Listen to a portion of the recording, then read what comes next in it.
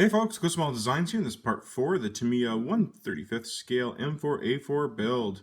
So we got ourselves a tank. It's pretty much done other than the 50 cal maybe to go on there and the Pioneer tools. And I know I said we're going to make this an American tank, but you know what? We're going to make this a Canadian tank. For the British and Canadians primarily used the M4A4, and then eventually the Chinese took over the M4A4s. So we're going to make this one a Canadian one, and I do have Canadian soldiers as well as Canadian tankers. So we're going to make this a diorama eventually, but before we go too far with this one, I wanted to show you where we're at with this build, and that's why we're doing a video here today. So as you can see, we pretty much have the tank completed other than the parts that I just mentioned, and it's looking really sharp, especially for a model that, again, is not supposed to exist, right? Because we took this one here and we made this one here. And this one's been a lot of fun, right? Because as I said in part 1 and 2 and such, that this one has been by far the most conversions I've ever had to make on a Sherman tank. And as you can see, right, it's there's been a lot that I had to do, especially to, the rear, right? The whole conversions here. If you don't know what I'm talking about, just go back and you'll see what I'm talking about. But a lot of conversions had to be made just to get this tank to, where it's at. But a lot of fun, and I think this is the prettiest Sherman that, I've seen. Some will argue, right? But I think this is really pretty. But what we're going to talk about today is the tracks more so, because that's kind of where we left off, right? When you last seen this, I don't think I had any road wheels or anything on there, or the tracks. And the road wheels are pretty standard. I don't know if you can see it because of the lighting, but how I do my road wheels is basically, like I said, just a Sharpie. You just take a black Sharpie, and because there's a little bit of a lip right there, you just go with a Sharpie, and then you color it all in, and then all you have to do is take a flat clear or clear, whichever you want to use, and then it seals it all in, and then you can paint over top of it and whatnot.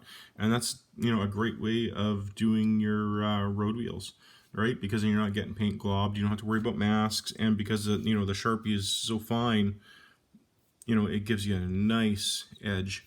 And that's how I do my road wheels. So whim bam boom, you're done. As far as the tracks go, I used that set right there from Bronco. I actually kind of like Bronco stuff. They do, a good set of tracks there. But if you like back pain, then, get these.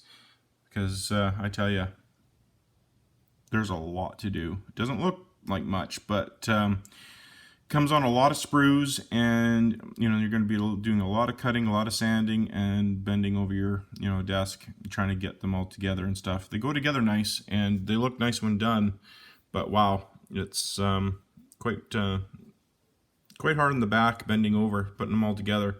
But they go nice, because once they're together, I just sprayed them with the gloss aluminum there. Then I used my Starship Filth, made my little soup there, and just colored them. And then I used, for the first time, I used this stuff here, this rust texture.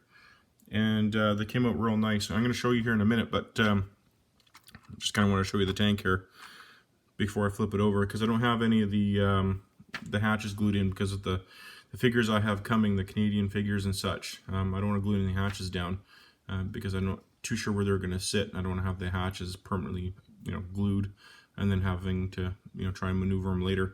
So I'm going to show you the tracks in a second, but just kind of show you the how everything turned out, which I think it turned out really nice. But again, we got Pioneer tools I want to put down. I got the antenna from Voyager, but I'll show you in another video once we get it in there. And then a 50 cal we'll set down there. But again, I think this turned out really nice. Really happy with the way this model turned out. So anyway, I'll show you the tracks here. Now the hatches will fall. So you can see with the discoloration and everything, with the 502 Optilong, the Starship Filth, and then that rust texture, the tracks really turned out nice. And the rust texture dries pretty fast, so you got to work with it, fairly fast. So how I did my tracks this time, just prior to attaching the top part of the hull to the bottom, I didn't glue this right here.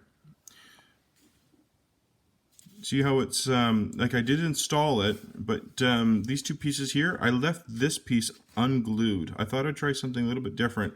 So I did attach it, but usually in the past when you're working with your tracks, right? When this is all glued and stuff, and you're trying to, get a nice, fit for your tracks, you're pulling on your tracks, trying to wrap it around all your wheels and such, and then you end up, breaking your tracks and, or pulling them. What I did this time is I left this unglued, and then when I actually took it off, and then I put my tracks on, and then once the tracks were on, then I attached this over top the tracks, and then it fit just fine. So that's another way that you can maybe attach your tracks, and then you're not worrying about trying to wrap it around or pull it or run it through, things like that. So that's something that I've learned just with this build. So give that a shot, and then you can just plug it into where it needs to plug in. But anyway, that's just something I tried on this one, and it seemed to work out. But getting back to the tracks themselves, these steel tracks, the T49 tracks, they look really good. Now it's just a matter of deciding what kind of diorama that I want to plug into this.